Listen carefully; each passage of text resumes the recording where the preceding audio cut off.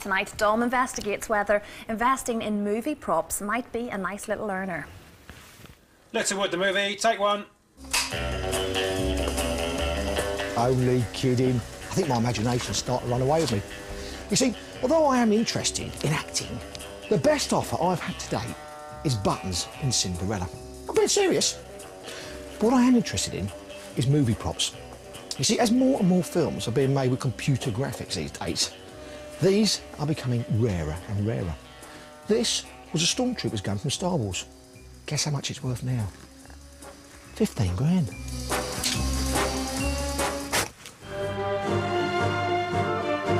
This massive warehouse in Hertfordshire houses more than 10,000 film props.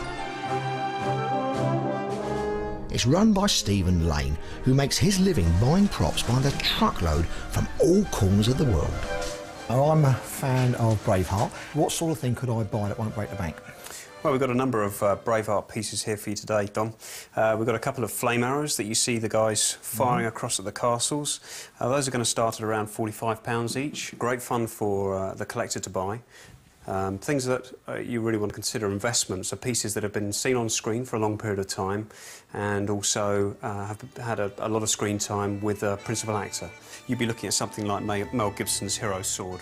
Right, so that's the one Mel Gibson held in the film and slayed all the bad guys. Absolutely. Basically, all the English. Yeah, could be, yeah, a couple of those. OK, give me a value on something. Dom, if you'd like that for your collection... Yep. The meagre sum of £10,000 is yours. 10 grand? Yep. Yeah, you thought I was going to pay then, didn't you? And for something a little more affordable for the likes of you and I, this T-shirt. £1,500 and worn by lead actor Bruce Willis in the film 12 Monkeys. Avenue is the secret headquarters of the Army of the 12 Monkeys. They're the ones who are going to do it. So where do you go if you want to buy yourself a movie prop? Well, you could try a place like this. You could search the internet, or you could even go to one of the many auctions. But the question is, how can you prove what you're buying is the real McCoy? Well, first of all, do your research. Make sure you're buying from someone reputable, and secondly, make sure it's got a paper trail, something to prove it is what it says it is. Now, not everyone collects on a commercial scale. For Andy Goulding, it's a hobby that's become profitable. Now that, I recognise that, it's a gun. That's not just a gun, that's a Rebel blaster from the opening scenes of Star Wars, which was filmed in 1976. Hey, calm down, calm down. How much did you pay for it? I paid £3,000 for that about 10 years ago.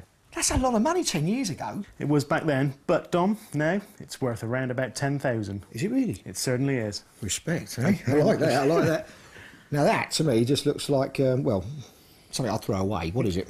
That is actually a section of the skeleton of the Krayt Dragon from Star Wars. I actually flew out to Tunisia and I managed to find a few pieces that had been left in the Sahara Desert for a long time. So all that cost you is a flight and the price of a guide? A couple of pounds. What's it worth?